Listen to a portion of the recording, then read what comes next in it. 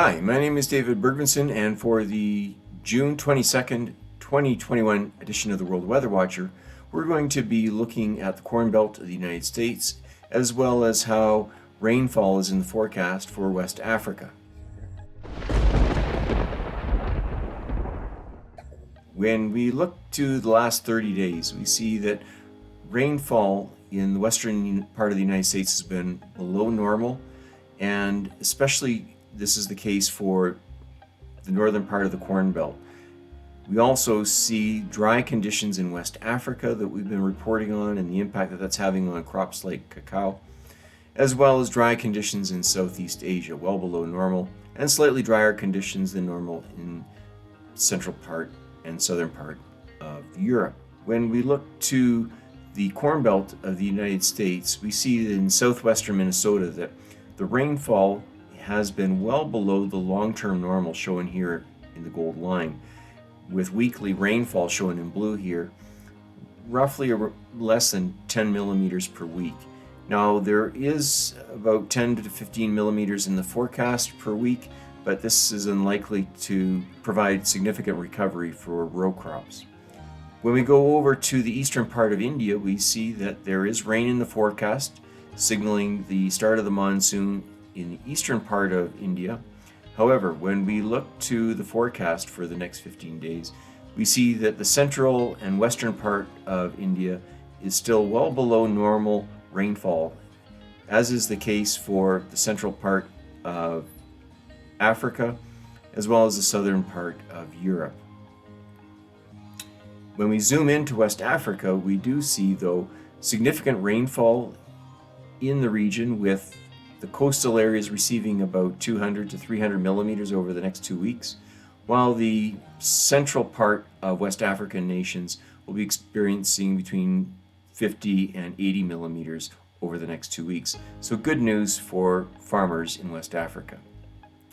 When we look to maximum temperature the last 30 days, we have been talking about the not only dry conditions of the western part of the United States, but also hotter than normal conditions. And this has been the case this past 30 days. This trend continues, as well as hotter than normal conditions for Kazakhstan right down through the Middle East. When we look to the next 15 days, however, we see that temperatures 7 to 10 degrees Celsius above normal will be experienced along the west coast of Canada and the United States.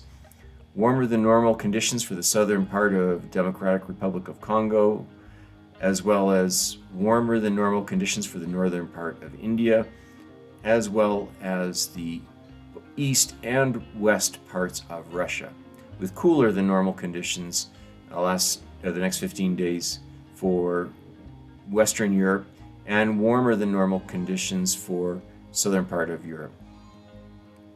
When we look to the critical ratio of precipitation over potential evapotranspiration, we see that for the western part of the United States, much drier than normal conditions, as well as drier than normal conditions to support agriculture, this critical ratio in the Horn of Africa. So concern here for food security, as is the case for the central and western parts of India and the central part of Europe. When we look to the Corn Belt in particular, we go back to southwestern Minnesota and we see this critical ratio of P over PT normally hovering a little above 1.0, although variance has increased over time with climate change. But for this year, the value is basically 0.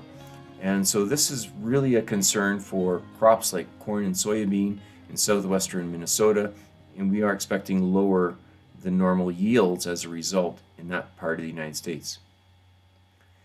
When we look to the forecast for the next 15 days, we see that the ratio of P over PT is much lower and extending into the central part of the United States. So again, concern for agriculture. We do see, though, high value of P over PT for West Africa. We're going to zoom into that in a minute. While we see dry conditions for the central and western part of India, and sufficient moisture throughout much of Southeast Asia to support rain-fed agriculture the next 15 days. When we zoom into West Africa, we can just see how dramatic The last 30 days has been with very dry conditions, shown here with the ratio of P over PT around 0.6, to values well above 1 for the coastal areas of West Africa, which is great news for farmers in West Africa.